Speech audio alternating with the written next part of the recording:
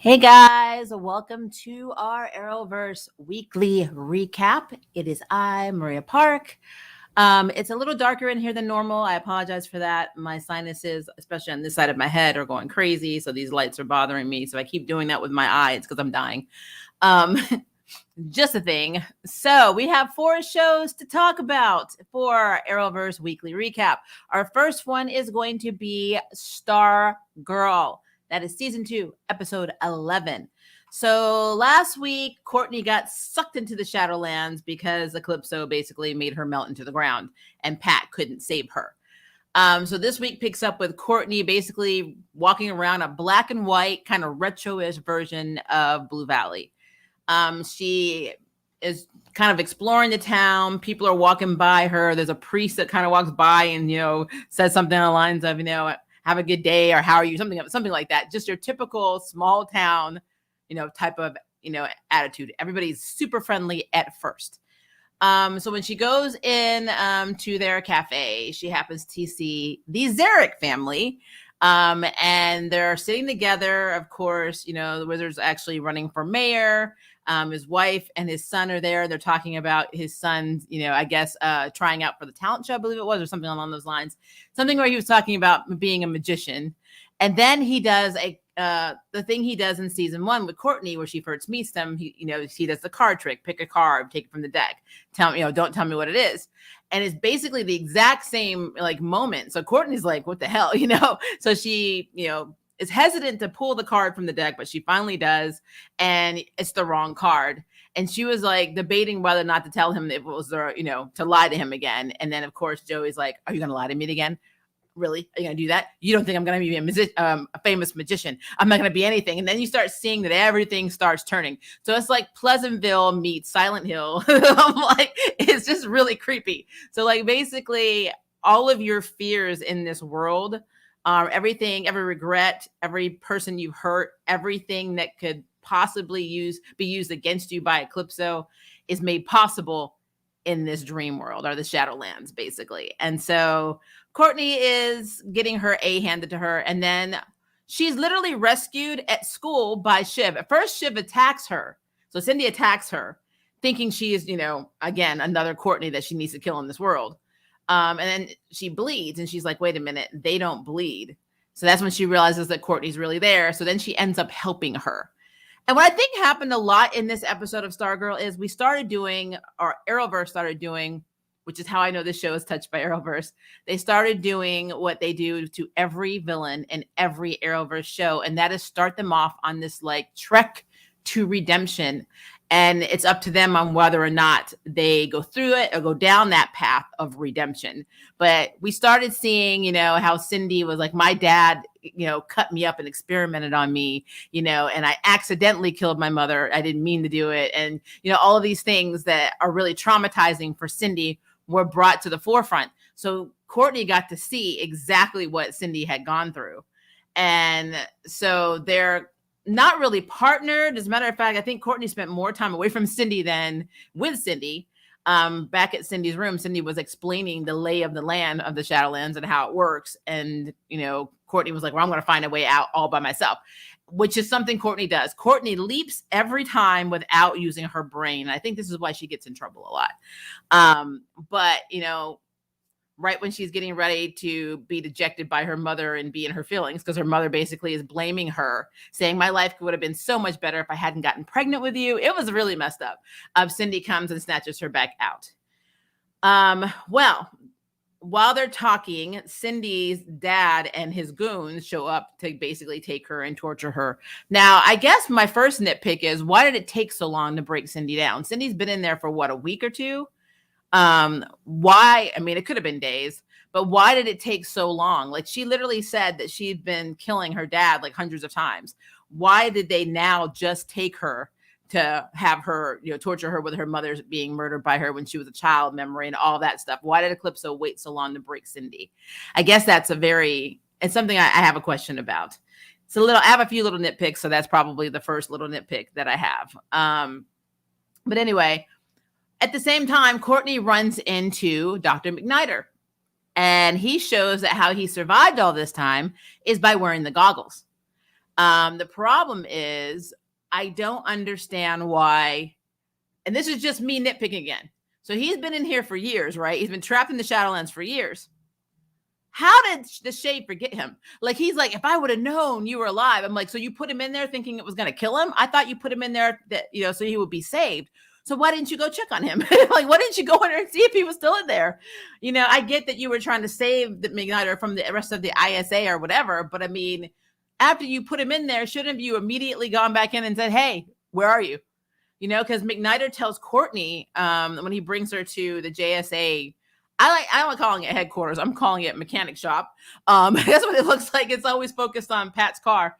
But he tells him that when his daughter, had died and, his wife went to stay with her mother, that, the Shade literally showed up at McNider's house with alcohol and basically blamed himself for Eclipso killing his daughter and not doing more. And they, they were drinking together. And in a way, McNider said, I kind of felt like the Shade considered me to be a friend.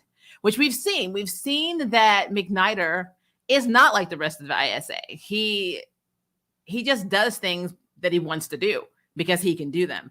He doesn't get off on killing people and all this other stuff. So, yeah, I think it's interesting that he didn't think, hey, I put him in the Shadowlands. I wonder if I should go in there and check on him. It's like, why didn't you go in there? So I don't know. I would love to know the explanation behind him never checking at any point over the years to see if McNider was still in there.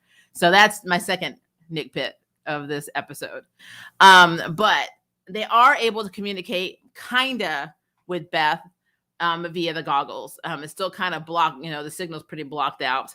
I guess if Eclipso was really trying, he could have blocked all signal, out. But I guess the goggles was not something he foresaw, or I don't know. It's interesting. It's very interesting. I don't know why he let McNider keep the goggles. I know that when you take the goggles off, you just see the shadow realm. It's very messed up looking, and Courtney couldn't handle it, but McNider has to handle it because the alternative is hearing his daughter crying out for him, saying "save me," blah blah blah, and like driving him insane. So I will say the visuals on this, the way they are doing this, is a very good haunting / horror anthology. I think the Eclipso, storyline is very horror, focused, which I love. I absolutely love it. I love when comics do it, so I don't have a problem with that. Like I said, just my first two nitpicks are what I already told you. And then as we go on, Courtney's visions, like she sees Yolanda, sitting there being depressed on the bed. She sees, Rick in jail. Was so interesting to me. And I don't know if you guys caught this. When Pat first comes home and, everyone thinks Courtney's dead. And of course, Beth is upstairs in Courtney's room looking at her board with all the pictures of her family and friends. The only friend picture that Courtney has up there are of her and Yolanda. She doesn't have one of Rick, and she doesn't have one of Beth. Now, if it is there, I apologize, but I looked at that board, like I kind of freeze framed it, and I'm like, how messed up is that? Is that Beth is over there grieving and she's not even on the friend board? I'm like, that's so messed up to me. But I just add, I like to pick out these little nitpicks. But yeah, so it really shows. And I kind of stand by the fact that Yolanda and Courtney are best friends. And then Rick and Beth are best friends, even though I don't think Beth has gone to see Rick at jail, or if she's allowed to go see Rick in jail. Has she had time to even mourn the fact that he's been in jail? For two people that were so close, it's interesting that they have not shown Beth actually have any real remorse or feelings whatsoever about him being locked up. So I don't know. Like I said, I'm still loving this show, but I have to address these tiny little things because it's evidence that the Arrowverse is slowly creeping in. So I just have to throw it in there. Okay.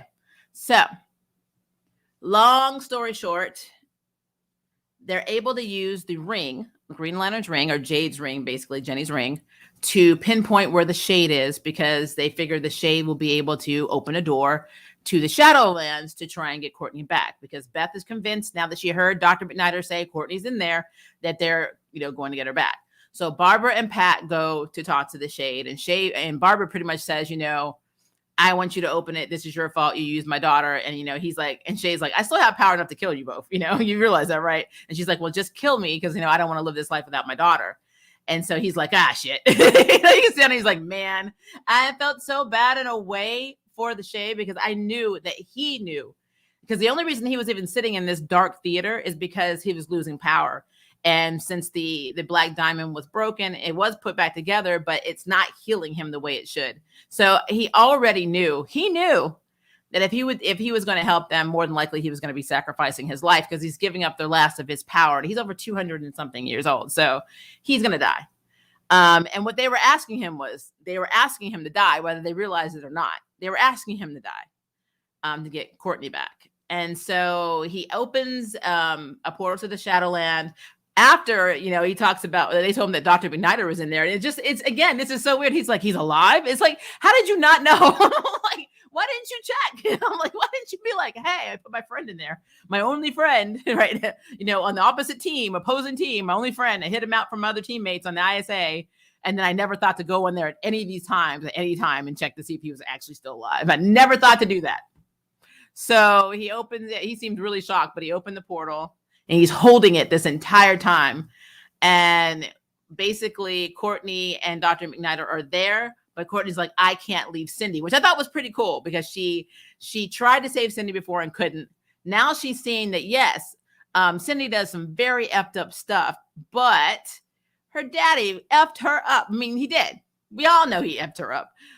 So her basically going back and saving Cindy is kind of like an olive branch. And again, this is basically Cindy Shiv's chance to not completely be good, because we know she's not going to be good, but she could take a little page out of Lady Shiva and be like, I'll be the person that come and saves your ass when you need it, but I don't want to play this team stuff, So she could just be that. She could be like the vigilante anti-hero. But she has to make the choice whether she wants to be the next ISA or she actually wants to be the standby biatch, basically. But they go back and save Cindy. They bring Cindy back through, of course, the movie screen that is the doorway that the Shade has made for them to come back. And when they come back, he dies. But right before he dies, he asks Barbara, he's like, Barbara, please tell people that I died doing something good. And what irritated me is nobody said, okay. Like, no one said, all right, guy, we will do that for you. Dead silence. He just died and then went away. And I was like, okay. Like, okay. What I thought was also interesting is, so they had the actor who played the Dragon King, so he was back. So that was cool. But that little kid, Bruce, is creepy as fuck. I'm sorry, he is creepy. He is very creepy. And the way he like talks and smiles, and like his teeth aren't like a little bit crooked. And I wonder if that's why they cast him, because they knew that the little crooked teeth on that little boy was going to make him even more, he's going to creep people out more. Because if you think about Supergirl and the little girl who plays Esme, she's so adorable. You want to squeeze her, and then you look at this guy and it's like this little boy and it's like, wow. Are you Pennywise? Like, he's just really, I don't know. That little boy was creepy. And honestly, his teeth could be all makeup, but that little boy is creepy. The aesthetics of his teeth make him creepier. And then him saying all of this stuff like, how do you feel about me? Huh? How do you feel knowing that I try to kill all your family and friends, that it hurt everybody you love, blah, blah, blah, blah. He kept going on. And then Courtney's like, I hate you, And it's just like, and he just smiled. It was so creepy. Oh, it was just creepy. It's just so creepy. But yeah, so long story short, we've got Cindy back with them now. And she basically says, who wants to kill Eclipso? So now they're all going to try to kill Eclipso. Now, we saw in the preview for next week that Yolanda is back in some capacity. And she literally asked Courtney, are you crazy? And Courtney's kind of like, yeah. I'm like, yeah. So I'm assuming she's talking about Cindy. I don't know if we saw Rick. We might have. So I am excited to see how that plays out. And like, first of all, how did Rick get out of jail? And if he is if he's out of jail, he doesn't have a way of powering up right now or souping up, because he basically destroyed the only object that could make him have his powers. Yolanda could get her suit back, but yeah, Rick's going to be a problem. Unless the Ring put the Black Diamond together, maybe Jay can put back, his hourglass as well. So that's an interesting thought. I just feel like Eclipso is planning something else, and I'm excited. Like I said, this season has been very interesting in the terms of the fact that it really is like watching a little Netflix horror anthology series. Like all these little things that happen in every episode are just so messed up. I know that it's Mike wants to find the Thunderbolt, which I think is really sad because he hasn't realized that Jakeem has it, you know. And I'm wondering when the heck we're going to get Jakeem, because Jakeem has been shown only once, and we need to have Thunderbolt and Jakeem with them. I kind of feel like their little JSA is powering up. Again, I'm still, guys, I've been saying this since the first episode of this season. Why is it taking Starman so long to get to Blue Valley? I mean, I don't understand why it's taking him this long. Where is he? I mean, is he on Earth 2? I mean, I don't understand.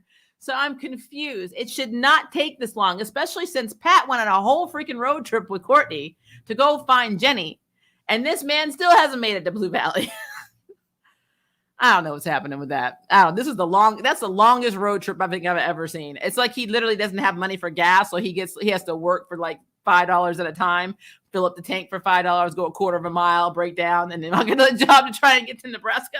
I don't know. It's just really strange. So I just, I don't know.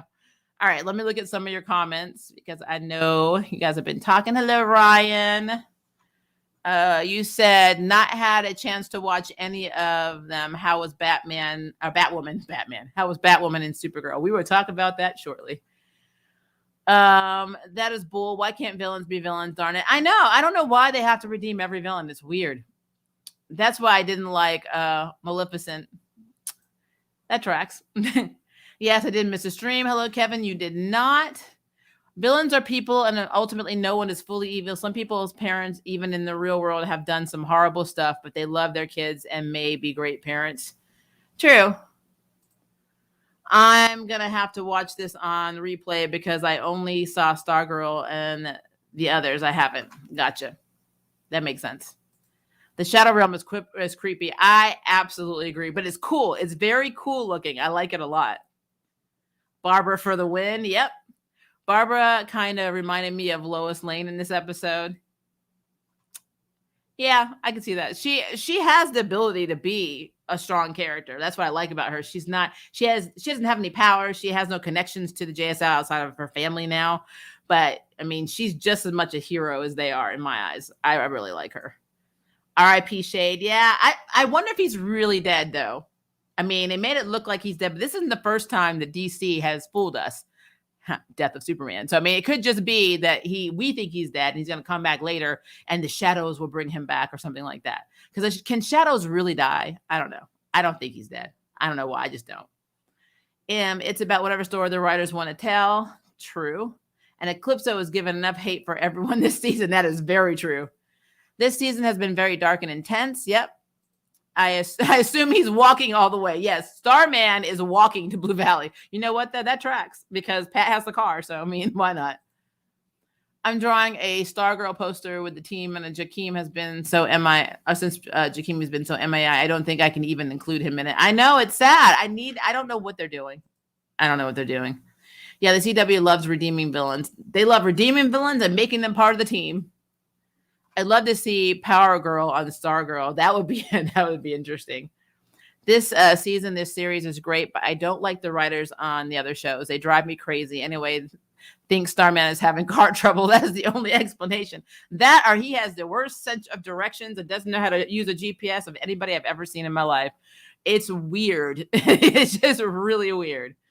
Yeah. Like I said, I will say this though. Why didn't Shiv take the opportunity of killing Courtney in this episode? Because I mean, if Stargirl was truly your main protagonist, I got my water truth, guys. Why not take the opportunity to take her out? This is what I'm saying. The villains aren't trying. They're not trying. But we'll see what happens. Like I said, it's a thing. It is a thing. So let's talk about Supergirl, season 6, episode 16. So we had technically 3, well, no, really just 2 stories. I can't call Nixley's story a full story, but we'll get to that in a second. So Nia started having these visions of this house where she's supposed to go, and it's going to give her the answer on how to reach the dream totem. Well, it leads her to her sister Maeve. Now, if you remember, Maeve said something very transphobic to her, to Nia not last season, 2 seasons ago, I believe it was, where, right before their mother's funeral, she said, "How do you get the powers? You're not even a real woman."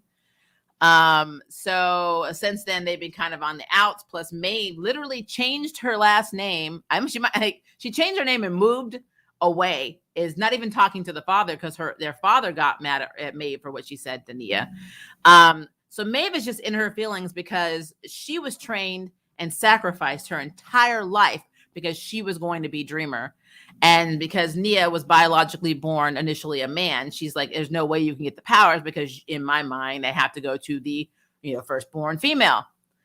And they went to Nia. And so she's really in her feelings about it. So when Nia shows up, she does try to apologize for that. But we also learned that all of the research notes and books that her mother had, Maeve took them with her. So when Nia went to, figure out who this person was and realized it was her sister, she started asking questions on how to get, through this forest to find this dream totem.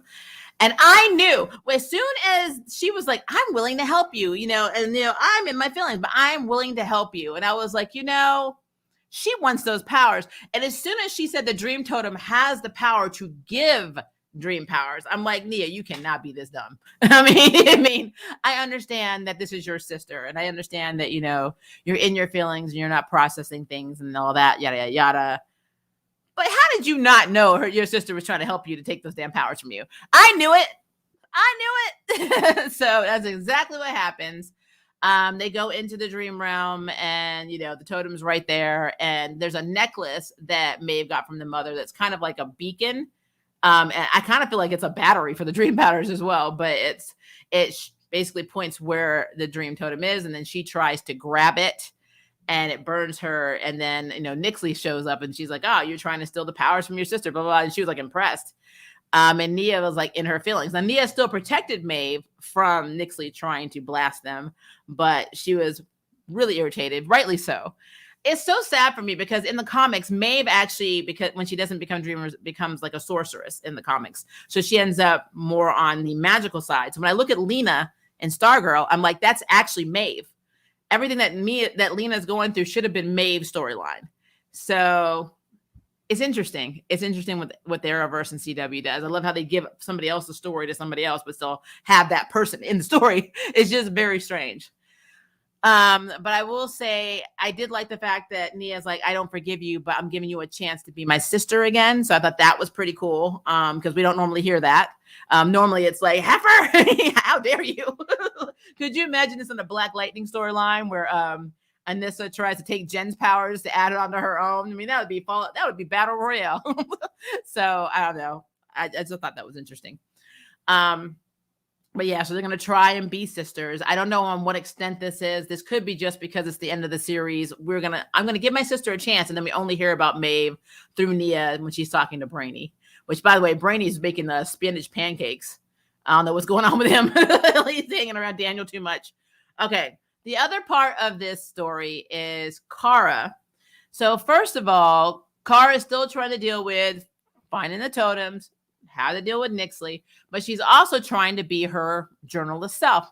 And so she wants to basically do this interview with these world leaders, and she feels it will be historical to get these people talking, something that will be, basically world changing.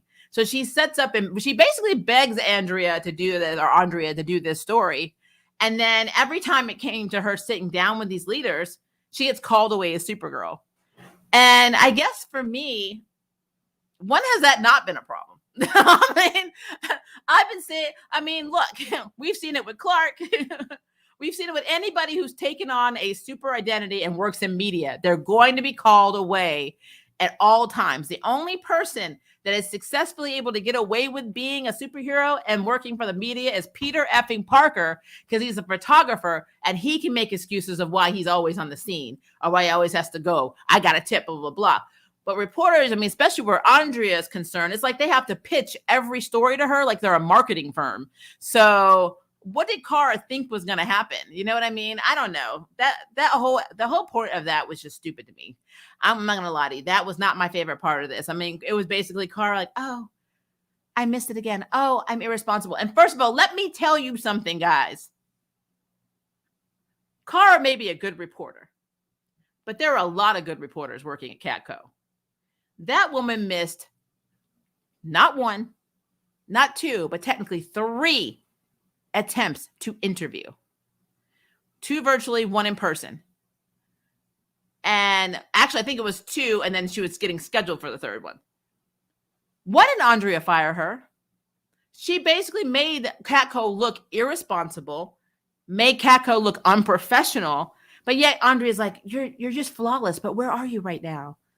And I'm like, she literally threatened to fire Daniel a couple of episodes ago for not, basically telling on the Super Friends, but yet for some reason, Kara's like invincible. I mean, hell, Kara quit and Andrea was like, oh, I'm like, no, I call BS on that. I'm sorry. You're not MVP of Catco, Kara. You're not. I don't understand that. You were gone for so long. And even Andrea said you went away, said you were doing a story with Catco or with Cat and came back with nothing. And you still have a job and I'm still giving you chances, And I'm like, why?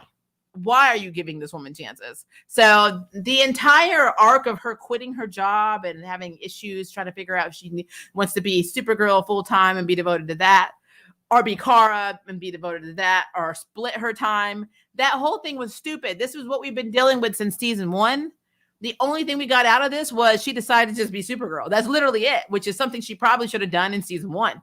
So, I'm all for dual identities, but if you can't keep your crap together, stop. I mean, it was just stupid. So yeah, I had issues with that. I had a lot of problems with that.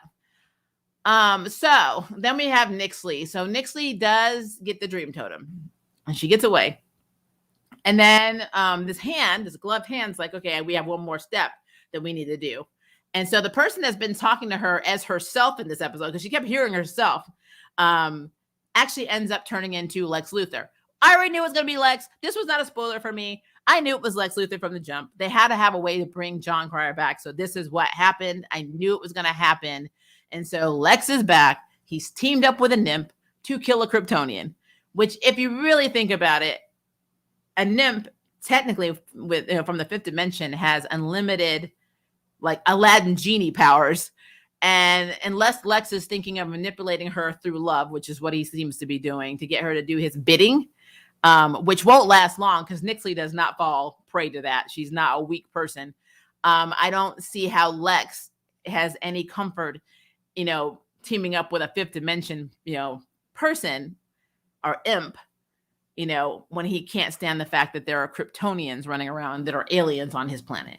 He is not the head honcho, even with Nixley. So it's like, it's very interesting, his logic. His logic has no logic. But it is what it is.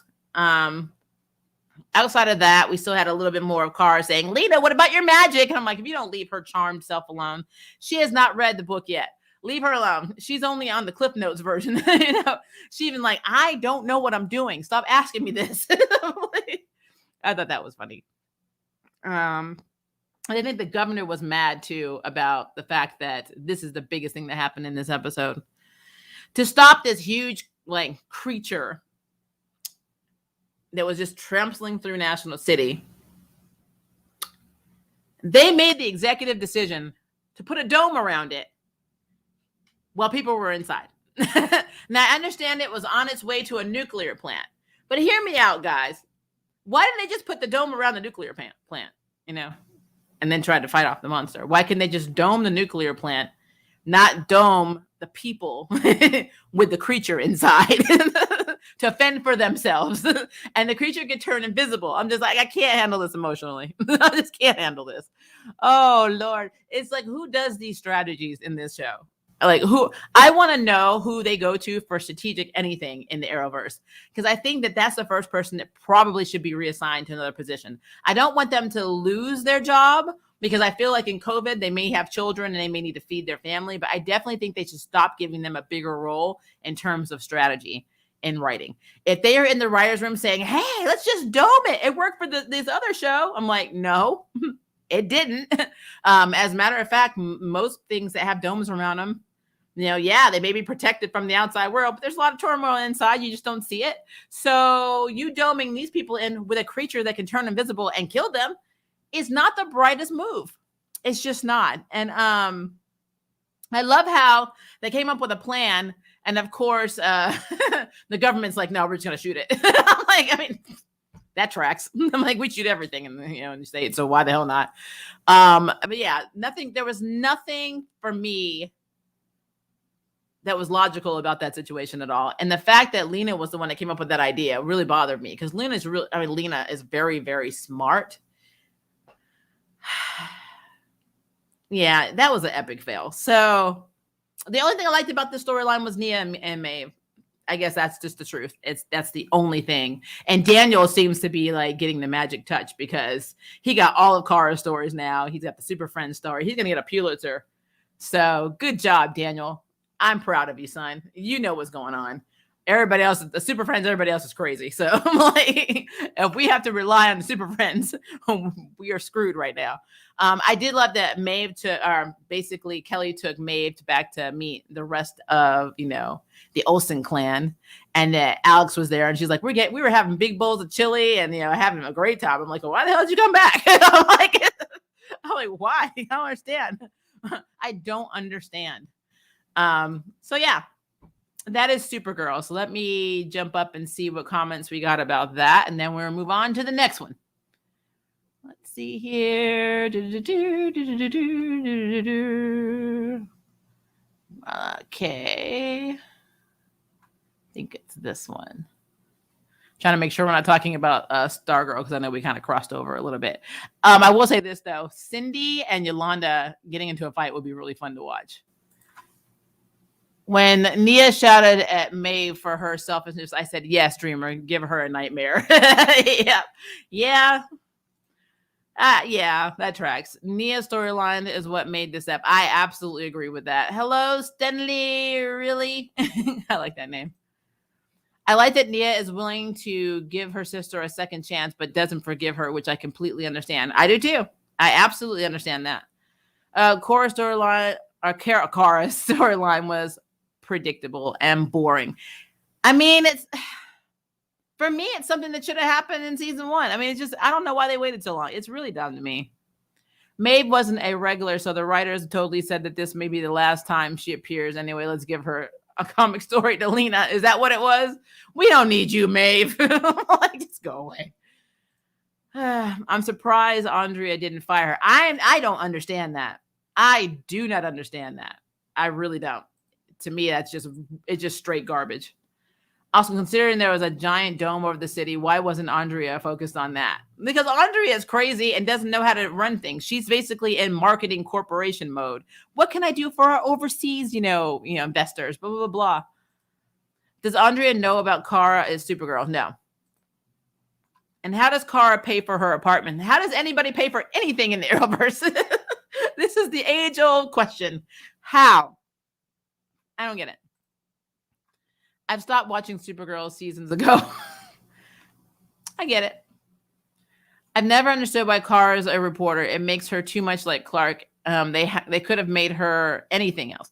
Even Clark is barely a reporter in Superman and Lois so far. Clark doesn't have a job. Let's be clear. Clark is a deadbeat. Superman has a role, but Clark is a deadbeat. And Lois was making like $11 an hour working for the Smallville Gazette, whatever the hell it's called. And then they sold their brownstone, and instead of paying off their debts and paying their mortgage off on their farm, they basically gave the money over to her partner in the Smallville Gazette to buy in Lois's partnership. So now she's not going to have a paycheck at all, because she's going to be part owner. So that's going to be interesting. And then on top of that, they don't farm. They don't do any farming. They fix the equipment on the farm. They fix the tractors. They fix everything, but they don't use them. Do you see them growing any type of crop at all? Do you see them milking cows? Do you see them with any type of, no one's, going out and getting eggs in the morning. They're not doing anything on this damn farm, but living there. And somehow they have money. They can feed their kids. They can send their kids to school. I don't understand how this is possible with $0 and very limited income coming in. So yeah, that's the age-old question for Arrowverse and actually CW as a whole, because they do it on other shows. Also, DC fandom spoiled Lex's return. Very true. I didn't want to say anything, but yeah, it really did. But I mean, even before that, we were talking about this last week. We knew it was going to be Lex. I mean, there's nobody else it could be. Honestly, Kara on the show is the female version of Clark Kent. True. Also had Nixley get a Lex suit last episode, so it was too opposite. I mean, everything about this, there is no suspense in this. I kind of feel like by Kara, basically cutting her ties with Catco, this is more confirmation or affirmation that she's going to be going to the future with Brainy. So, because I know Brainy's going to go home in the end. He's going to go back to the future, and I think that Kara is going to come with him. I don't know why, but I do. So that's going to be interesting. Also, the force field split a van and the street. So how did no human or aliens die? I think a lot of people die in the Arrowverse, but as long as we don't see it, it doesn't happen. That's what I've learned. I don't know why. This F made me realize how much I miss Nia, or will miss Nia. Yeah, they should do a Dreamer spinoff show and just not worry about the other stuff. Do you mean William when you say Daniel? Yeah, I meant William. Sorry. William, Daniel. I mean, quite frankly, it's the same to me. I'm just going to be real with you. He's not an interesting character either. He's just there to bake, give advice, and make them feel like shit for not doing the right thing. It's literally his whole role in this show. So William, Daniel, Bobby, Rich, it doesn't matter. That's literally all he's got. What happened to his girlfriend? Didn't he say he had a girlfriend when Kara came back that he was seeing this new relationship? When is he seeing this woman?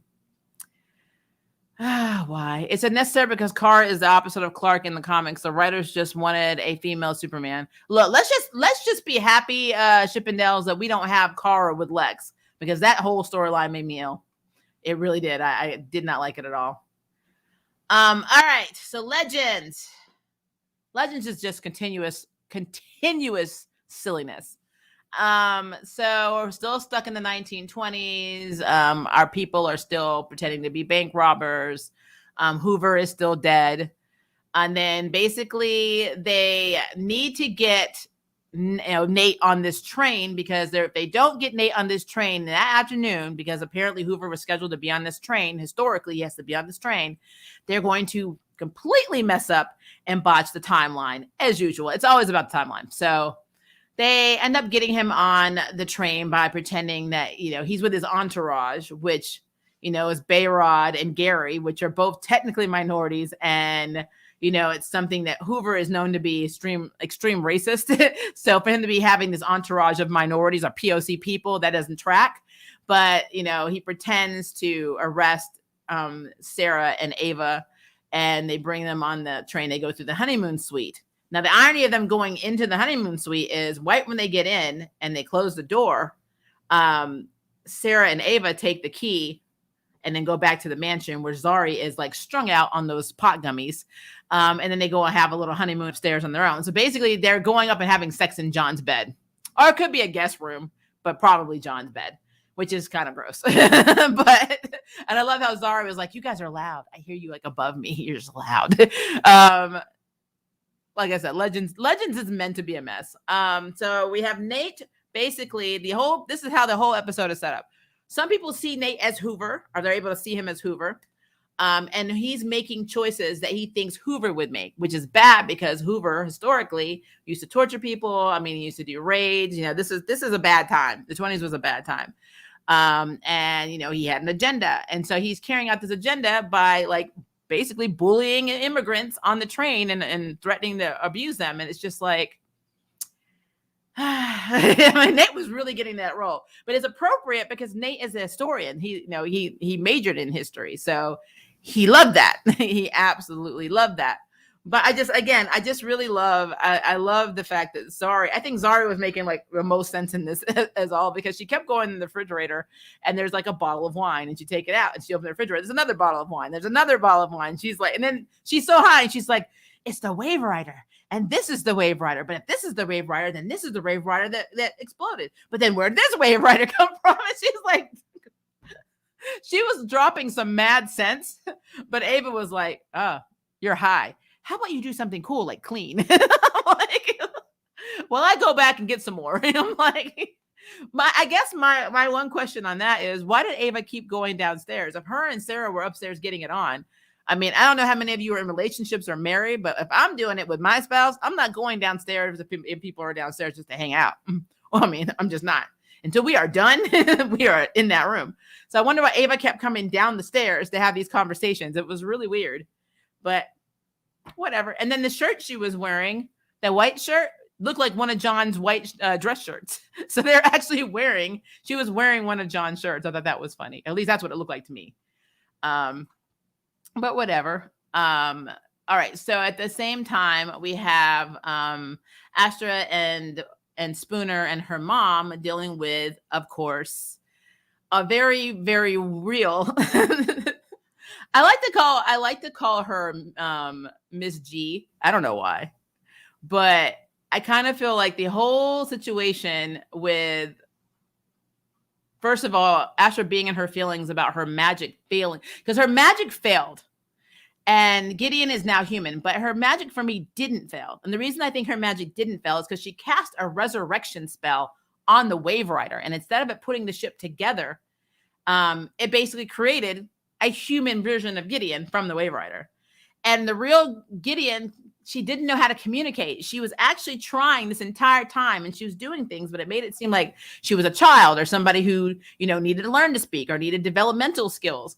But she was actually trying to communicate with, especially Astra, the entire time. And Astra was like in her feelings. She's like, "Why are you doing this? Like, you're annoying the hell out of me," But finally, we realized that the end game is they need to go find this specific scientist who's about to do a time experiment 2 weeks from where they are now, but they need to get to this person before the rest of the team does, or they're going to die.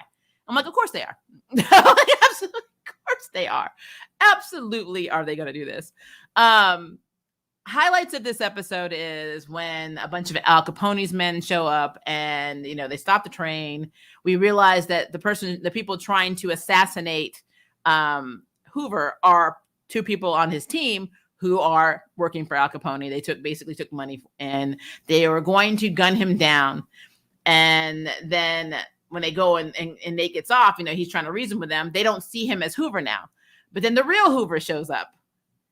Technically not the real Hoover, and starts taking them all out, Terminator style, which is interesting because when they pull off the skin of Hoover, it's a robot. So I'm like, now we've got Terminators. It's just like we went from aliens to Terminators. And like I said, this whole thing, I mean, bringing a machine to life. Now we got machines going around killing people because the real Hoover should have been eaten by Gary, who gave him an indigestion, by the way. To me, it's just funny. It's just completely funny to me. So I don't know. Every time I watch Legends, I feel like we're getting to some sort of a plot. And for the most part, it's not unenjoyable. And their stories do kind of, end in a resolution for their show. But it doesn't have anything to do with the rest of the Arrowverse. Like very seldomly does it have a connection to anything else that's happening on anybody else's show. Which actually, I guess for them is a good thing because they really are their own crew.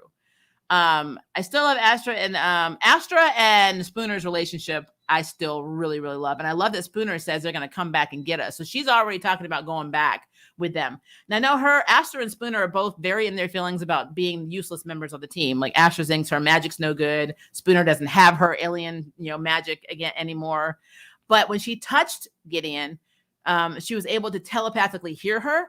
And then Gideon was able to talk. I don't know if that's more of Spooner actually still has some kind of abilities left, or if that's something with Gideon. I don't know what that was about. I'm very curious what happened with Spooner when she was able to telepathically hear Gideon. And her mom even said, "You always had this special ability to do this, to be able to communicate. You were always able to communicate with me, and we could communicate with each other because you didn't talk until you were 6 years old or something like that." And I'm like, that's kind of like a little Easter egg of that she's still a lot more than she seems. I just really am curious where that's going. So, but again, it's Legends. They were dropping lots of Crisis on Infinite Earth jokes. They were talking about this one, like, what even is a paragon anyway? I love that. I love when Zari.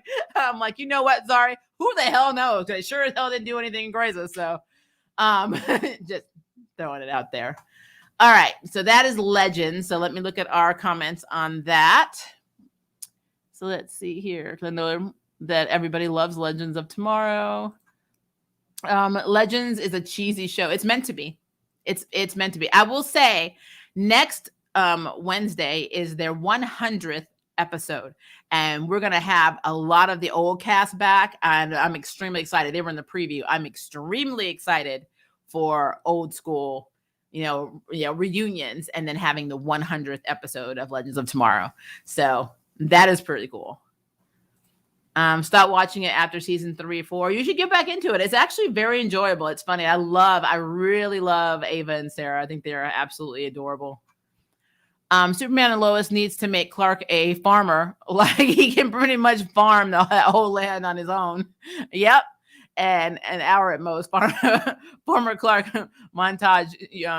You should just join the writing team. I should join the writing team, but I'd probably get vetoed because I would make sense and I would cost them money.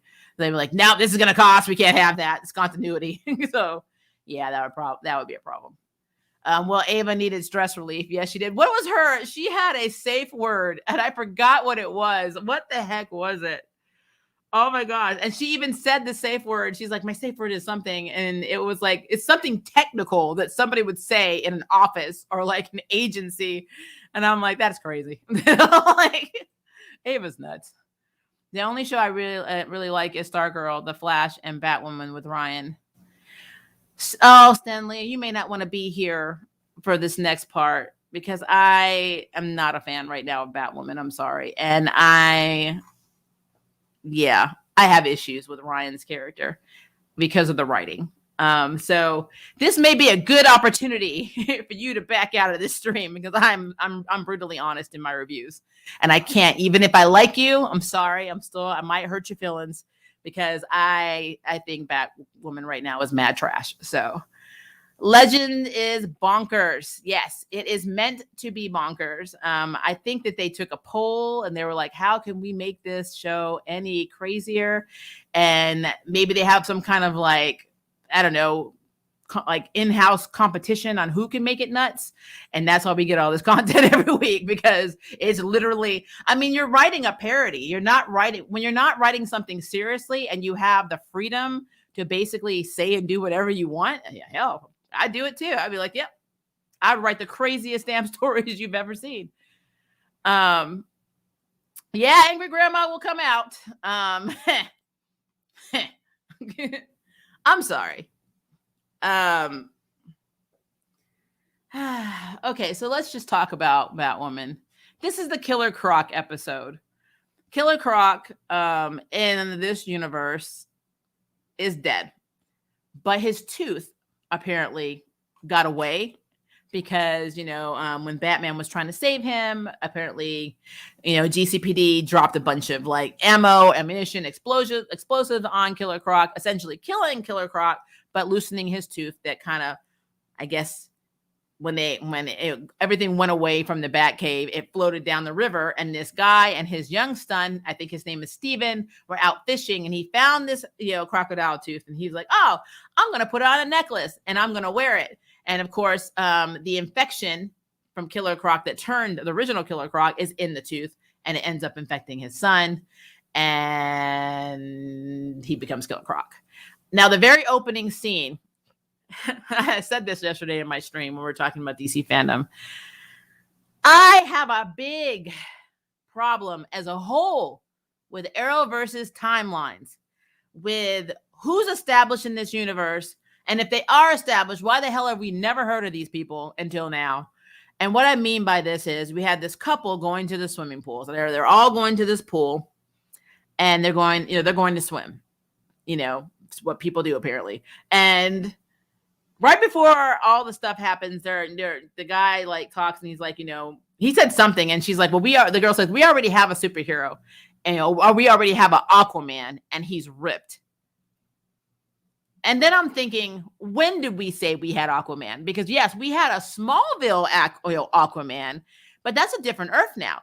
Even though pre-crisis, Kara does say Clark's best friend Chloe had a wall of the weird when they were in high school, which established Chloe. But now there is no Chloe because her cousin is Superman and Lois's Clark. So unless he had a Chloe that no one's ever mentioned, because we have Lana, but we don't have Chloe in this universe, then I don't know who the hell Kara was talking about. And if we have an Aquaman, but it's not the same Earth as Smallville, which again, in Crisis, it established it was a different Earth in Crisis on Infinite Earths because we had Tom Welling and Erica Durant's back, then which Aquaman is she talking about? Is she talking about DCEU, Jason Momoa?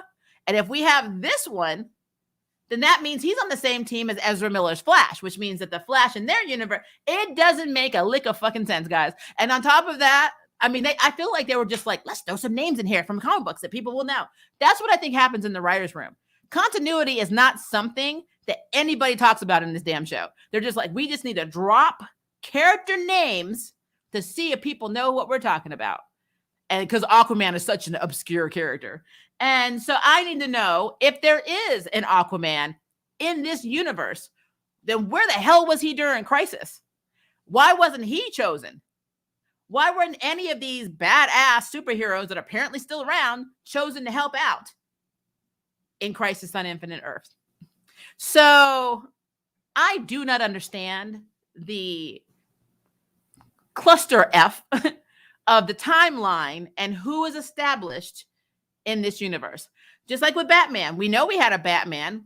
They never really, I have to go back. Don't quote me on that. I guess they could have dropped Arrow, in Arrow, they could have dropped Batman's identity or talked about a bat in Gotham at some point. I don't know. I guess I'd have to go through every season of Arrow to see if that's true.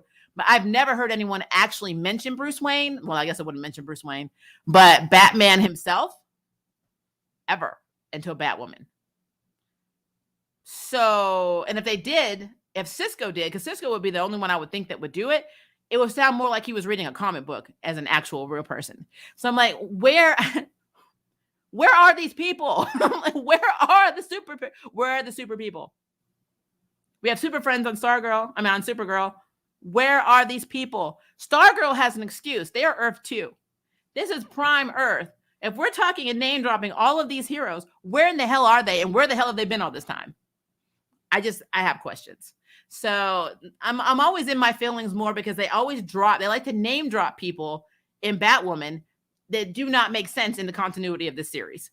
So yes, Aquaman is ripped. That's what we have learned in Batwoman, even though we don't know what Aquaman she's freaking talking about. So yeah.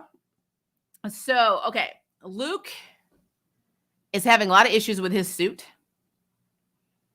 And he has this failsafe. And the failsafe they've discovered is basically turning off because it thinks that Luke is still injured. And what we learned in this episode, the reason it believes that is because he was shot.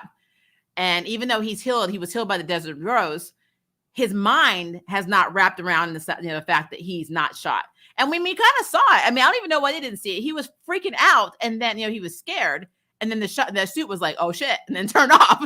Like, so Batwing's suit is very, responsive to his fear level.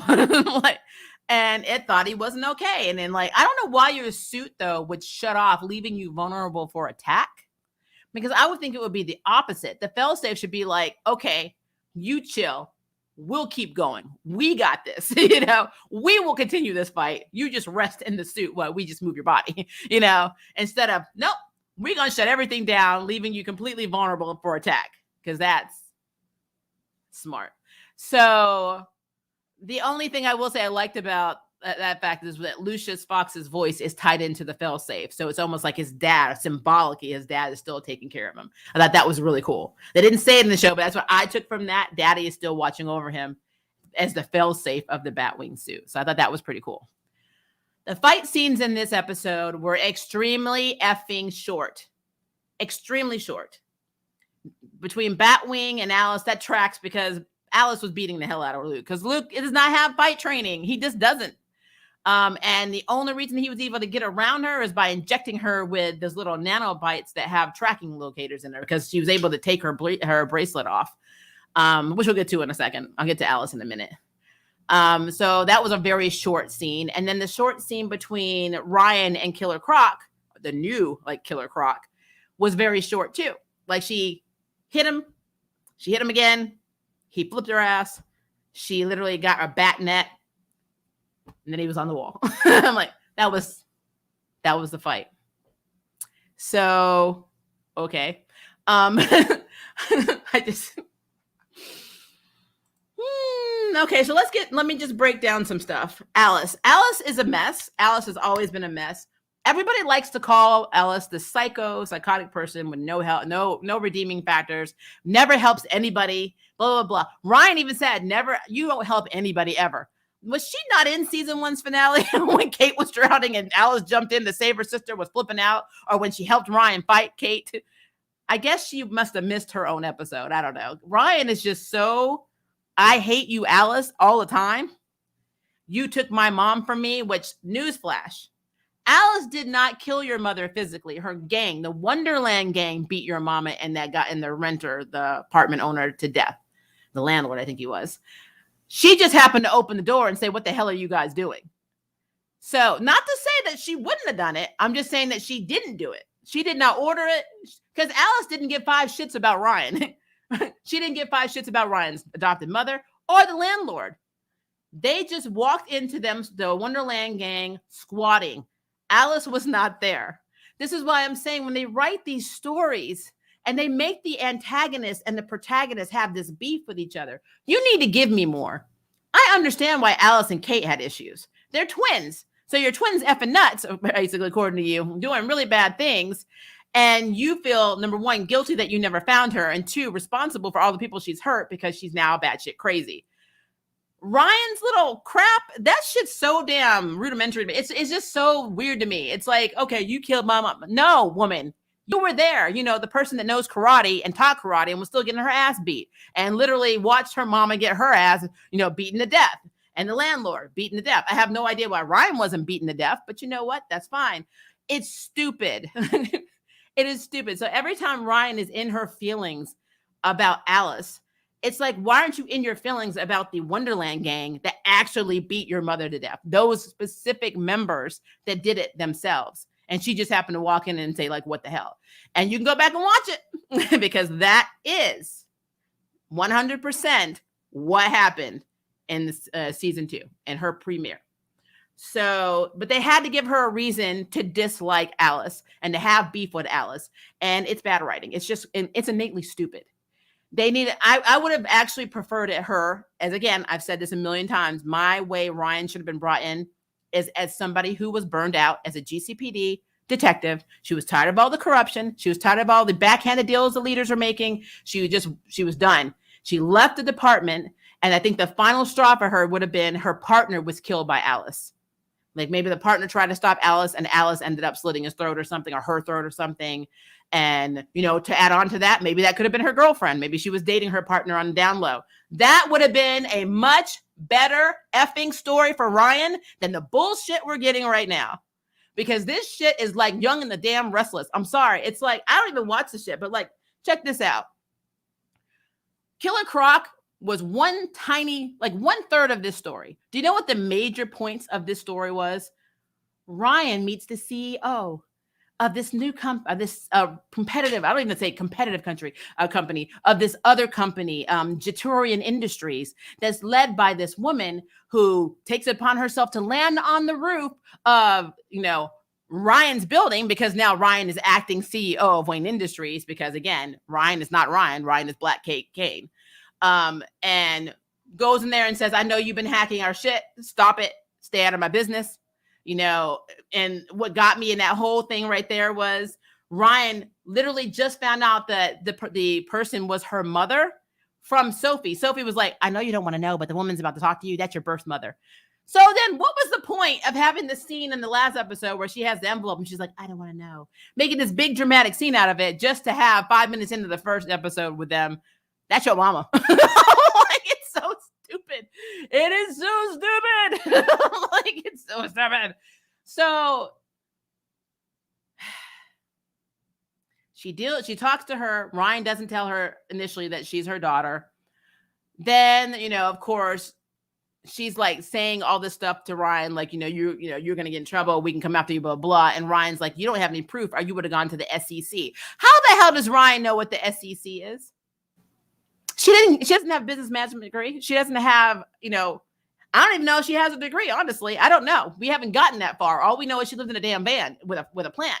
So, like, how does she have all of a sudden the terminology that you would need if you were a CEO dealing with a hostile takeover or a competitor or a boardroom member?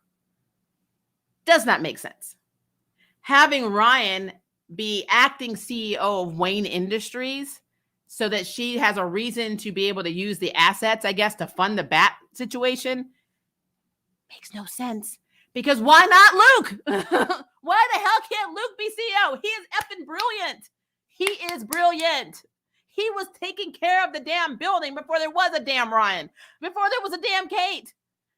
It is so stupid. It's like every time I turn around, they take something from Kate, they give it to Ryan, and honestly, they devalue Ryan's character because she has nothing. Ryan has nothing outside of Kate. She is nothing without Kate Kane. And I challenge anybody to make a video, write an essay, do a novel, write a damn fanfic where you tell me that Ryan has an actual life outside of everything that she was given by being the new black Kate Kane. Because she has all of Kate's shit. She has the money now. She has the CEO title. She has the Bat Cow. She has the sister, the best friend. She has the apartment that she shares with the adopted sister, Mary. Pretty soon, she's about to have Sophie, because Sophie and her, those little holding hands, I told you guys, you better watch it. Yeah, Sophie is probably getting with Renee right now, which is still effing weird, because considering Renee Montoya and Sophie were both exes in the comics of Kate Kane, and now these exes are effing each other. That's a whole other stereotype of things that we go through as queer women. It's like everybody has to sleep with everybody. You know, your circle of friends, your circle, you know, everybody slept with each other in the friends group. This is literally what they're doing right now. Everybody has slept with each other in the friends group. Even though Renee has not had a relationship with Kate, that was her. They were together for a long time before Maggie in the comics. So that's all weird all in itself. But the little gaga eyes and little hand holding and Sophie being there for Ryan, they've literally made her into a bat chaser. And I think it's very sad. I think it's sad. Sophie is such an effing cool character with so much. For me, Sophie would have been a better Batwoman. If you needed to recast somebody outside of Kate Kane, you don't want to recast Kate Kane, and you want to have somebody who represents a strong black person of color, effing Sophie. She was right there. Why did you create this whole ass character that is stupid when you had Sophie, who has fight training? She graduated, she actually graduated from West Point Academy, because she did not, obviously it was bad, but she signed the agreement of the don't ask, don't tell, saying that, or denied it basically. So she was able to, graduate. She worked as a crow. She has strategic training. She's very smart. Why can't Sophie be Batwoman? That would have made, and plus she's already a comic book established character. Yeah, she wasn't in it a lot. She was basically Kate Kane's past, but still, she's badass. Why not have her be the new Batwoman? It doesn't make sense to have a Ryan Wilder at all. Because it only would have made sense to me if you had a writing team and a showrunner that knew continuity and knew how to make sense. The shit they gave us, it's like they're literally making her story up as they go on. And as they continue to go on, they're like, oh, wouldn't it be cool if she had this? Oh, well, where is she going to live? Well, Kate has a penthouse. She can live there. Cool. But what about a job? Well, she has a parole officer, but let's get her a job at the bar, because, basically Ryan's going to tell her that she works at the bar before she even talks to Mary, who basically owns the bar now. Oh, but wait, a week later, she's manager of the bar now. She's now manager. Out of nowhere, Ryan is now the manager of the bar. But that's okay, because pretty soon she won't need money. She'll be the CEO of Wayne Industries. I mean, every time you turn around, it is a Kate Kane. It's actually insulting as a POC that a person of color can only get ahead through a white woman. And I don't know why people aren't seeing that, because people are looking at the show and they're like, yeah, don't be hating on her. She's black, blah, blah, blah.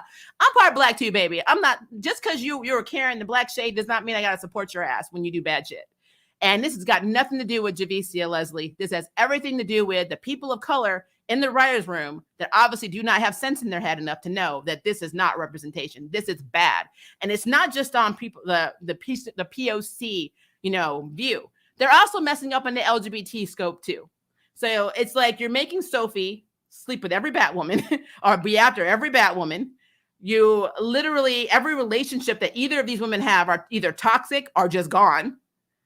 The only true relationship that I see blooming right now in a show led by a POC lesbian character is Mary and effing Luke, because they were like, literally, Mary was filling him up with that stethoscope when she was giving him a once over, and he was into it. And she even said, can you put your shirt back on? Or you can put your shirt back on. And she's like, if you want. And then he kind of hesitated. I'm like, what the hell was that? So we already know that this heterosexual couple is about to hook up.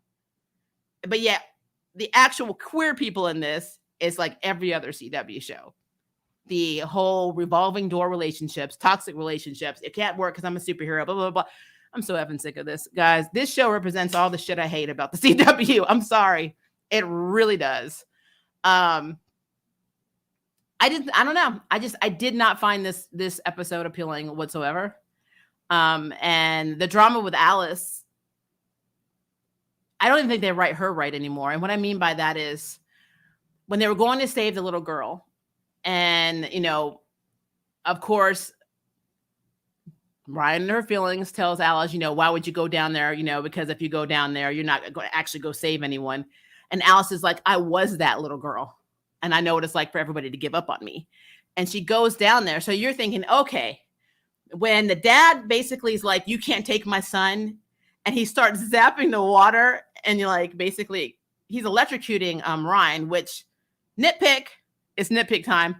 I get that her suit may be, rubber or absorbent. So, she's not able to be electrocuted fully through her suit. But my girl's hair, or the wig, the flammable fake hair, was touching the water. How in the hell was she not electrocuted? The cowl it's not protecting your skull. Yes, you have this, but your hair, your ears, and the part of your neck that's not covered by that suit is still very exposed. So how in the hell did Ryan not get electrocuted? I'm just throwing that out there. But I digress. So Alice goes off, and basically uses the thing that was electrocuting, Ryan on her tracking bracelet. And then she hears the little girl, and she goes and she tries to save the little girl. But the little girl's like, my leg is broken. And she's like, well, I'm going to do you a favor. I'm going to, you can't rely on anybody but yourself. Trust me, you'll thank me for this years later. And she leaves the little girl, which for me is so out of character, because she does have she has a weakness for people that remind her of her younger self. Now, one could play devil's advocate and say, oh, well, it's because nobody, rescued her that she feels everybody should have that experience. But I don't know. I felt her not saving that girl was so out of character for Alice, and proved Ryan right in that episode, because that's the writing. And then next week, she'll do something selfless. And it's like, and then they'll say, oh, you did this. And then the following week, they'll go back to saying she never does anything selfless. They don't know what the hell to do with Alice.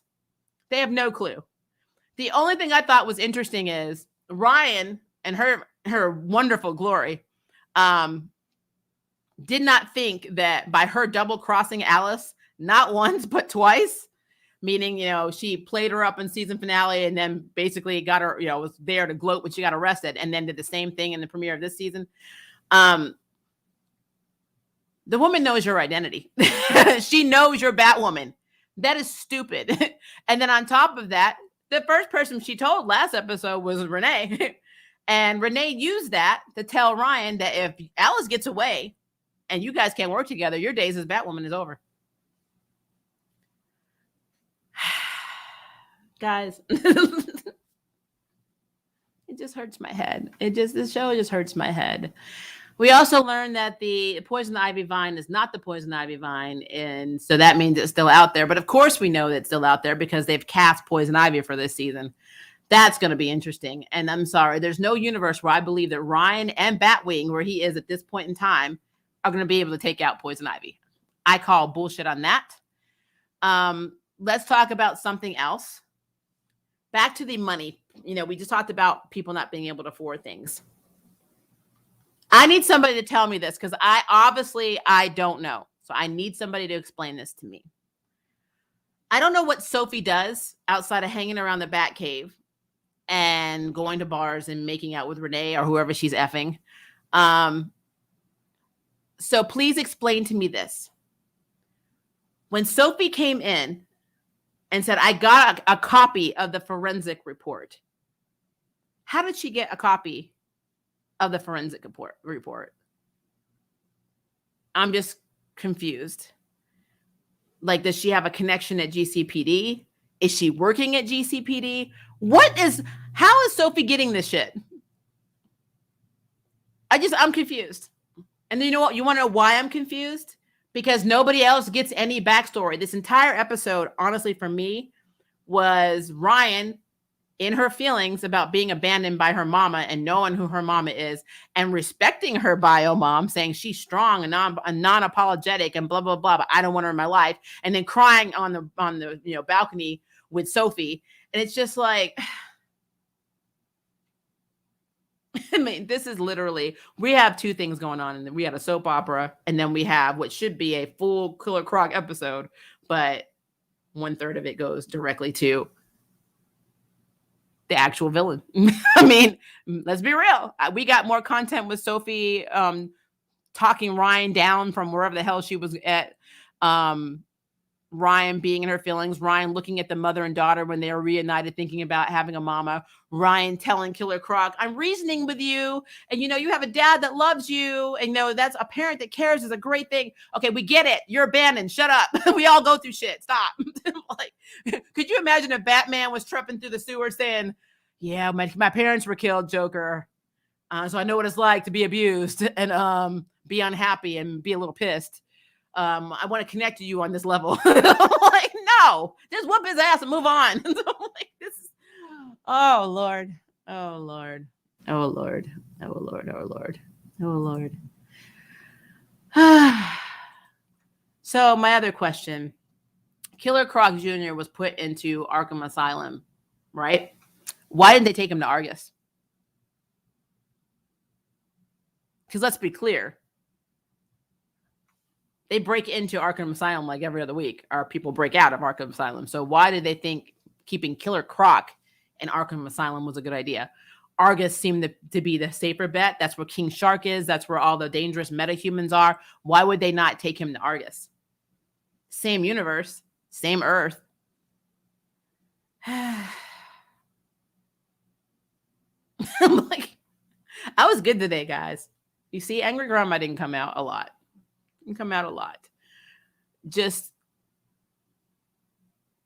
It's just problematic as hell. I like the writing on this show is so problematic. I don't understand. I don't understand any of it. One of the things I specialized in my film school was script writing or screenwriting. And, you're supposed to outline, you're supposed to have, beginning, you're supposed to have characterization, you're supposed to have initial outline for plot, and you're supposed to know where you're going. You're supposed to have a destination. I feel like they bypassed all of it. It was just like, it's like the Bryan Singer character, the character selection screen where he takes a dart and just throws it at different characters. He doesn't know what the hell any of them do in the comics. But he just says, oh, that one looks cool. Put that in the movie. Put that one in the movie. I'm going to make that one be able to sing in Spanish. That's not their power. It doesn't matter.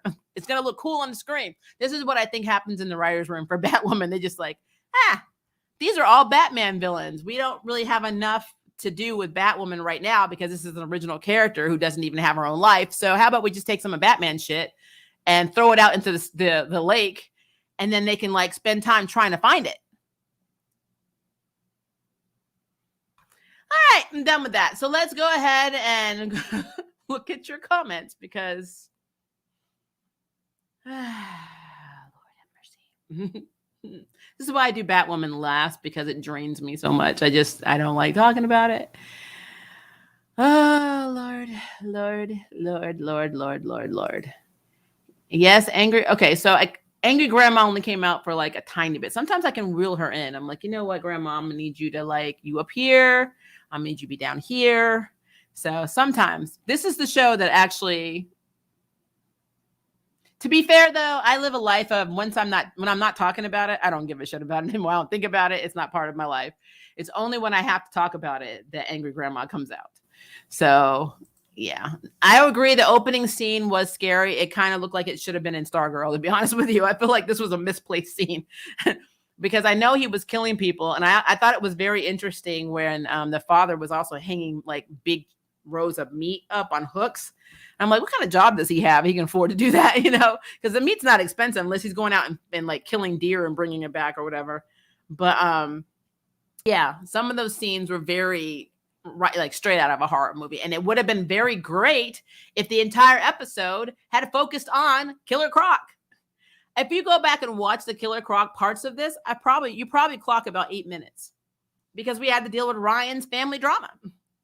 So yay. And we saw I think I saw the preview for next week. We do meet the brother and, because it's going to be her brother. Ryan did tell the mother, I'm your daughter at the end of this one. And she had this look on her face like, so I don't think it's going to go over very well, but yeah, it's a thing. It is a thing. Well, the continuity in some CW shows are quite bad. I am so disappointed that Alice and Batwoman working together for only one episode. I was looking forward to seeing that. Oh, no, don't feel bad because remember, this is Batwoman, which means they're going to have a chance to work together again. And they treat every episode with slight amnesia. So something will happen. It'll be very, momentous and it'll bring people together. And then they'll act like it never happened. It never occurred. It's like it never happened at all at any point in time during this season. I don't know why. I don't know why this happens, but it does. This stuff, if I were to compare this to another show where they do that, it's Charmed. Because Charmed, even though I love Charmed, they have a big problem with continuity as well. So like continuity is something that I don't understand. Now with Charm, they have different writers. So maybe Batwoman has different writers. And if they have different writers, that's really sad because almost every one of their episodes suck. So yeah, they need to fire the entire team. But I just feel like continuity is a problem. So Ryan and Alice are absolutely going to work together again. They'll probably even bond. And then by the end of this season, Ryan's going to throw her ass back in jail and call her trash again because that's what happens in this show. Maybe Aquaman will appear in Batwoman. Which one? I mean, that's what I want to know. Which one? I mean, at first when they were saying they were casting Ocean last season, I thought, oh, well, this is just a pseudo name for Aquaman, but it wasn't. A whole character that had lots of potential that they just did hardly anything with other than make out with Alice, make drugs, find a painting, die, but not really be dead, be in flashbacks, make out with Alice, make out with Alice, make out with Alice, and die. Yep. The roles actors crave.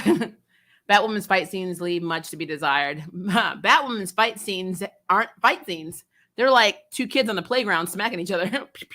and then, Ryan just brings out weapons all the time because she can't, and literally in a hand-to-hand, she does not do well. She was even getting her ass beat by the Arkham Asylum orderlies in the last episode when she was breaking Alice out, which I thought was interesting. Or was the first premiere episode, I think it was.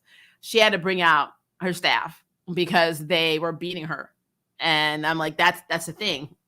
You are not trained, just because you had more. I've taken martial arts training for years. So is my daughter. I know that even now, as long as I've taken it, I still would not be able to take out 8 or 9 big orderlies, So like she has to use weapons.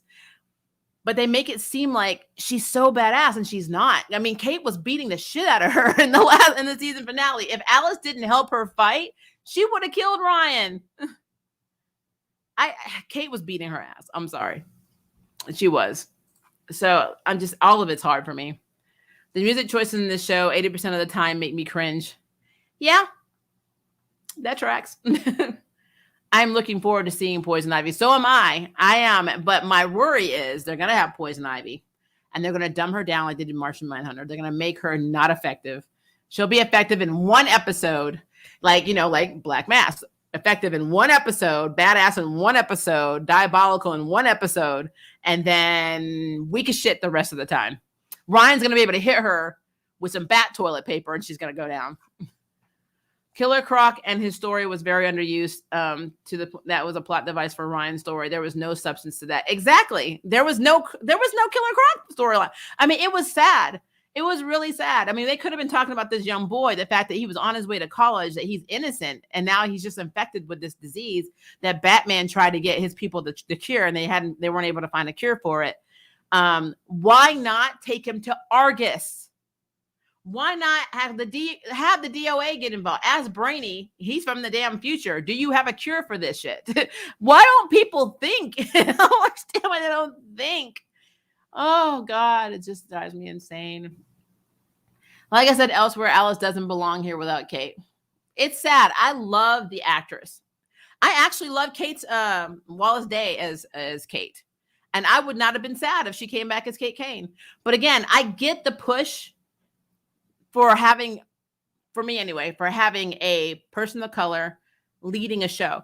But to be fair, I mean, they could have made a deal with, well, I say it was Milestone, but let's be clear.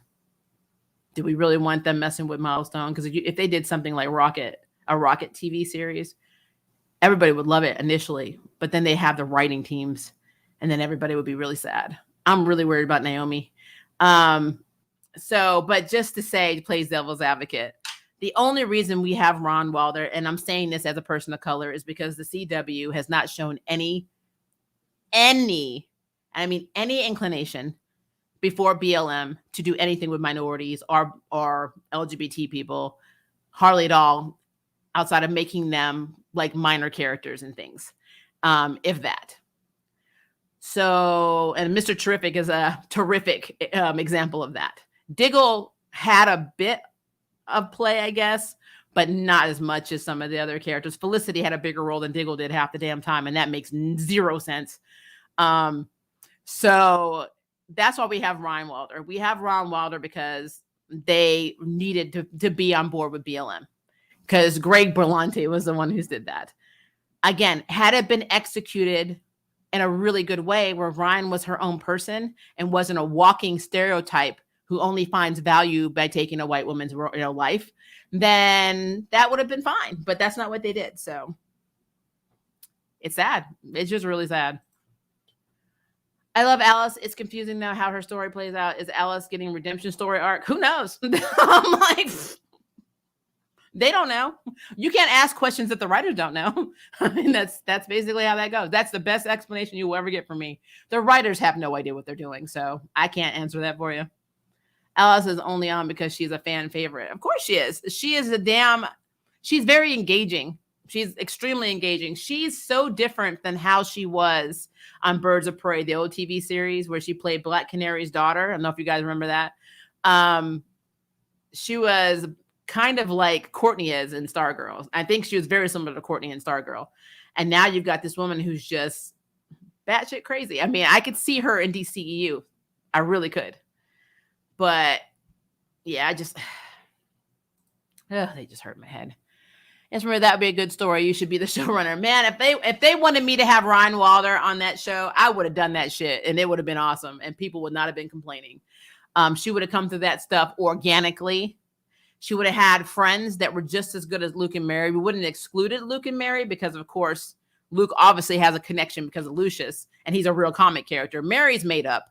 But considering she's going to be Luke's biatch, which we know is going to happen, she can stay around, and she's the only doctor they have right now. But there is a place, there's a way to do it where you can incorporate these people into your world without her being in theirs, without her taking over Kate's role in theirs. Like when she was talking about, hey, I need to speak with you two outside. It's almost like their boss was like, hey, we need to have a group chat. Let's do our quarterly review. I'm like, this is so stupid. I'm like, this is just dumb. It's really dumb. Also, why did Ryan become the CEO, not Luke? That was because they needed to have a direct contact between Ryan and Jada. It's lazy. They try to justify it with saying, oh, well, it's just to have somebody's name on this. First of all, let's be clear. My undergrad is in film. My MBA is in marketing. So I've worked at a lot of corporations and I know how boardrooms work. You don't just become CEO. There's a voting process. Like, Kate can't just be like, hey, CEO. Now, if it was Kate's independent or nonprofit, that's different. But Wayne Industries doesn't even belong to Kate. It's Bruce Wayne's. So wouldn't Bruce Wayne need to sign off on that? Because Kate opened a real estate company under the Wayne, Industries umbrella, but it's not all of Wayne Industries. So for them making Ryan the acting CEO of Wayne Industries without the board members' approval, that's bold and really effing unbelievable. I mean, nobody is going, what board member is going to be like, you're an ex-felon whose only experience really has been working as a manager at a bar, a lesbian or gay bar. Yeah, we definitely want you representing our company. I'm like, optically it's stupid. So, I mean, it doesn't make sense. They just threw that shit out there and they thought we were not intelligent enough to understand that that was not believable. So, yeah, whatever. Let's see here. I'm pretty sure Javicia knows this Loki that she was pretty much a diversity hire to spread their BLM agenda. It's sad because I really feel like the actress herself, it's not her fault. Obviously, it's not. She has to pimp this out, and I'm saying it that way. She has to pimp this out because this is her livelihood. And for her, no matter how she got in the door, she is Batwoman. She's the first Black Batwoman, period. And that means something. That's a big deal. Nobody's trying to take that from her. The problem is her story itself. The Ryan Wilder character is the problem, not Batwoman. Even though the fighting needs to get better, the Ryan Wilder, her original, alter or ego or identity, however you want to look at it, it doesn't make sense. So it's stupid. They said that Sophie was going to be in a love triangle, between Ryan and Renee. I just can't. I can't. Guys, I can't. Oh, Lord. You already saw Ryan and her. They kept focusing on them holding hands and the little Google eyes. Come on. All just from the Ruby Rose call outs it's confirming this. So yes, I talked about that yesterday about Ruby Rose. I actually wanted to say something about that in a second. So let me look a few more comments and then I'm going to talk about that. I guess we can assume who is going to be in it. We can't assume crap anymore with these shows. I was thinking of the same. They should have given the mantle as Batwoman. I think Sophie would have been a very good choice. I really do. Carolyn was only on set 4 times during season 1. No wonder the writing is so inconsistent and bad. Kelly Dries has been shady since her Vampire Diaries. Yeah, the fact that she is an LGBT woman and she writes and allows this dribble is interesting to me. And where is Stephanie Brown? Like she just vanished. I have no idea. That's a very good question, actually. Are you looking forward to being disappointed by Flash Armageddon? I'm going to review it, so we'll see. I'm glad Ryan Choi has new lines because we don't know where the hell he went. So, I mean, he was this big deal, and then he was just gone. Like, where's Ryan? I'm like, went home to his wife and baby. Sophie can hack in the database like she did for Ryan and found her mom. That potentially is true. I will give you that. But it made it seem like she got it from another location. But even still, that doesn't answer the question. Remember when Sophie's mother came to town and she's like, what are you going to do? You don't have a job. What are you going to do for money? Remember when she was coming out to her mom? It's like that never happened because now she doesn't have a job. What is she doing for money? How is she going to is she drinking free at the bar, on the bar's tab because she knows Ryan, who Ryan's also the owner or manager of that, or Mary still is. So how is she affording to do all of this shit? How is she affording to get these blonde highlights with no job? That's not cheap. It doesn't make any sense. It doesn't make any sense. It just doesn't make any sense. All right. So let's do this. Let's do this. Let's just talk about Ruby Rose. So I got some more. Somebody actually sent me on Instagram last night, so I'm trying to open it. Some screenshots of her Insta story. And it's messy. Like the stuff she's saying is messy. Like, and I don't know if it was you, Kevin, last night said that she had called out Cameras, who plays Luke's character, but I'm looking at it. And she literally said, let me go ahead and save it so I can make it bigger. And then I'll see if I can share it, because I thought this was interesting. So let me see if I can share this to you guys. And then we can look at it, like we're in a Zoom call, because, who doesn't want to be in a Zoom call? All right, here we go. So this is what she says. This is what she's talking about, her neck injury. She said, I never raised my voice on a set, never have. Doug Ray hurt a female. Now, Doug Ray is actually Jacob's actor. A female stunt double. He yelled like a little bitch at women and was a nightmare. He left when he wanted and arrived when he wanted to. He abused women, and in turn, as a lead of a show, I sent out an email out asking for a no yelling policy. They declined. I was late one time because I was in hospital. Whoever does these stupid leaks, I'm finding out who. But it's Cameras, who after I left hospital said, yeah, well, maybe if people were not late, we would make our days. A kid, an egomaniac kid who worked 1 day a week, had the audacity, or the stunt department, who were furious, even though I never blamed them. But I went on fallen and spoke of my injury and didn't play the game. Aside from them, I was loved and loved my crew. Oh, and they wouldn't drive me to work and knew I couldn't legally drive after surgery. So they said, get a taxi.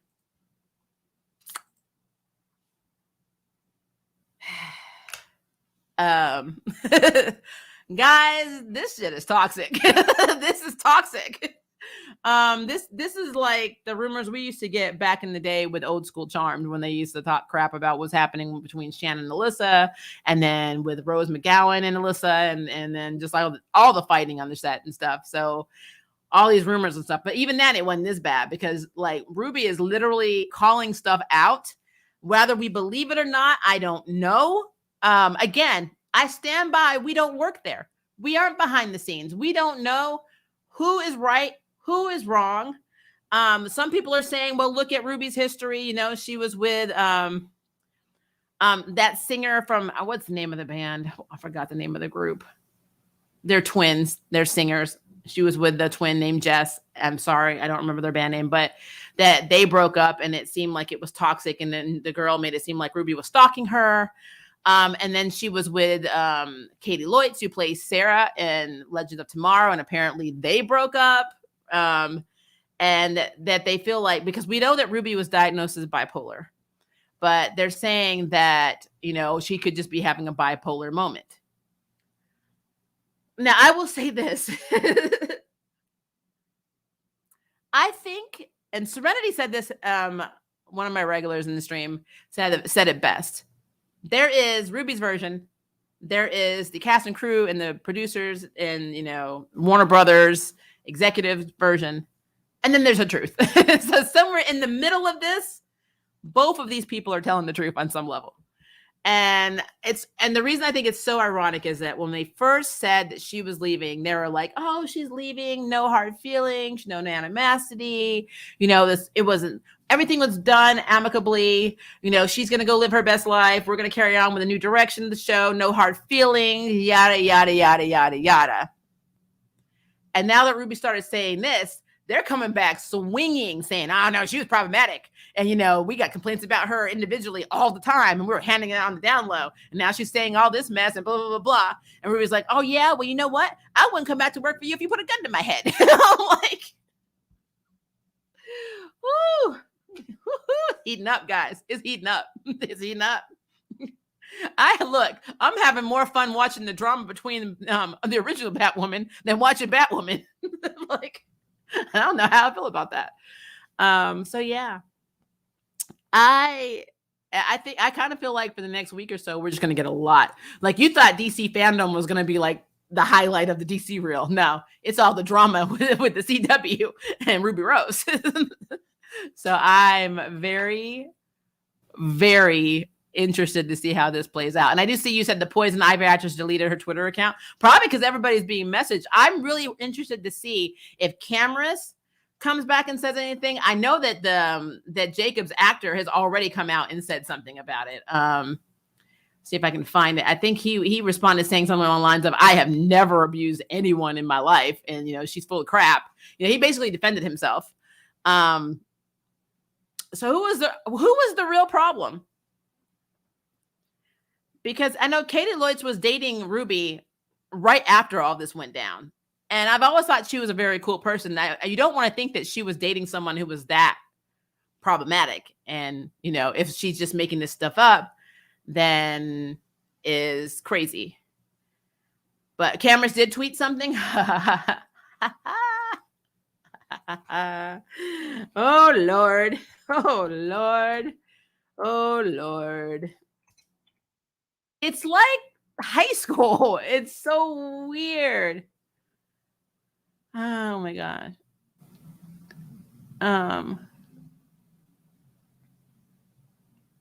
I'm trying to see if he said anything like recently, but. Oh, here we go. Cameras Johnson responds. Bat fam, I couldn't go the whole day without saying something. I love y'all. Don't think I haven't seen all the love today, but yeah, fam, she was fired, and it is very hard to be fired when you're the lead. Imagine what you have to do for that to happen. Oh, Lord. Oh, Lord. Since it was claimed she walked away last year, I'm sure some of you may be pretty confused or upset, or even more so that a lot of lies were spread today. Just know we have a lot of great souls working on this show, and none of this changes that from the top to the bottom.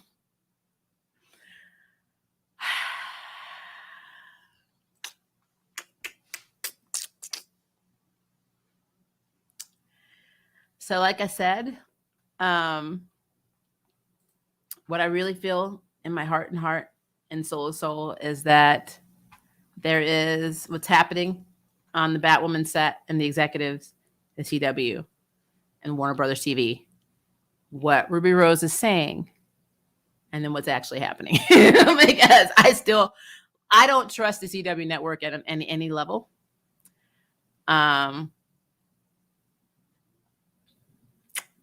Yeah. It's interesting. And like I said, I'm really curious to see how this plays out. I will say, after seeing how Madeline Mantock exited Charmed, and how Tony's actress from Riverdale was talking about how there's huge disparity in POC's salary rates versus her white coworkers. Stephen Amell, back in his very early Arrow days, they were paying him nothing and bringing in co-stars and giving them like lots of money, like bank. And he was literally the star of the show, working 18 hours a day, sometimes 7 days a week, was making nothing. And I think he had to threaten to quit to get a raise on his own show that he led. So we know it's Hollywood. We know it's problematic. We know the money is the name of the game. It is always going to be the name of the game. And then I don't believe for 1 second that on a set that everybody was on their P's and Q's and happy and go lucky. Now, I don't know how Ruby Rose was acting behind the scenes. I really don't, because they've spent probably more time with her than anybody else has, even in the movies that she's done, because she's done a lot of movies. I know that she and Vin Diesel are very close, and she's been in his XXX movies. She's going to be in his next XXX movie. I guess we just have to go and see if anybody else that she's worked with in films or Orange is the New Black, if she was problematic as hell. I don't know. But as I said yesterday, I know that I'm pretty sure she doesn't follow anybody from Batwoman. I have to go see. I don't think they follow her, but the same could be said for a lot of people. Madeline Mantock, she dumped a lot of people off her charm list. And I think only Sarah Jeffrey and Harry's actor, Rupert, are the only ones that are on her that she follows. They still follow her. So, a lot of that could just be, I don't want to deal with your shit. We know Candace Patton and Danielle Panabaker did not follow each other. And these are all brought to me by other people, because I don't have time to just really go around looking at people's social medias. I just don't. But people have told me this. So take that as what it is. But I think there's some truth to all of it. I really do. I will say the girl who, the PA who she says was made quadriplegic on the set, and she said that the CW basically just said it's your fault for looking at your phone, and that she had to do a GoFundMe. Well, I did look that up, and there is a woman who got injured and is a quadriplegic on the set of Batwoman, and she did a GoFundMe, and CW was investigating, and that is something that Ruby said, and I do think that that is true, because I know for a fact that PAs are not valued or treated well across the board. So I think it's sad that she had to go raise money for medical, for anything medical, when you are literally injured on the job, and your job tries to say, well, it's your fault, and we don't feel like we need to pay anything, even though you are literally paralyzed now. I think how they treat their crew is shit. More than likely how they treat their actors is shit. But that is me speculating, because again, I don't work for it, but I'm just saying as a whole, I don't see some untruth in that. So yeah. Food for thought, guys. Toxicity. Yeah, I'm really curious to see how this plays out, because I'm wondering what made Ruby come out. I know that the president, WB-TV's president, actually retired, and I think that had a lot to do with her feeling comfortable enough. It's like a Harvey situation all over again. She's like, well, he's gone, so now I'm going to talk and say what I want to say. But it's interesting, the timing, and it's interesting that how the other cast members are responding. And I'm a big believer that just because you like a character and you think that they're cool does not mean you would like who the person is in real life, because you don't know people. And so I cannot say, or I can't agree or disagree, because again, I don't work there. Cameras could be telling the truth and saying, oh, she was problematic and she was fired. Or cameras could be an a-hole. Who knows? We don't know. We don't know what any of them are like in real life. So there's that. There is that. So yeah, but you know what? I want to carry this concern, specifically this conversation over. So I want to know what you guys think in the comments. But yeah, we are at an hour and 41 minutes. It is now lunchtime, and my eye is starting to close because of the dust. I feel like there's dust in this room, and I dust this room, and I feel like it's still here. So I'm going on a magical mission to find it. But my allergies are dying. So yeah. Ruby Rose thing is crazy. But that is our Arrowverse recap, guys. I have another video coming out. Hopefully it's going to be tomorrow, but it might be Saturday. And of course we have our Yashahime stream on Saturday. And I don't know what to say about this whole thing. Has just got my mind spinning. But at the end of the day, it is what it is. But if you guys are in a time zone where it is day for you, have a very good day. If you're in a time zone where it is evening for you, have a very good evening. And be on the lookout for some more interesting collaborations and another video that's popping up potentially tomorrow. I'm trying to edit it now, so it should be out. And of course, keep the conversation going, guys. Let me know, what do you think? Do you think Ruby Rose is telling the truth? Do you think she's off her rocker? Let me know. Let me know in the comments. All right, guys, I will catch you later.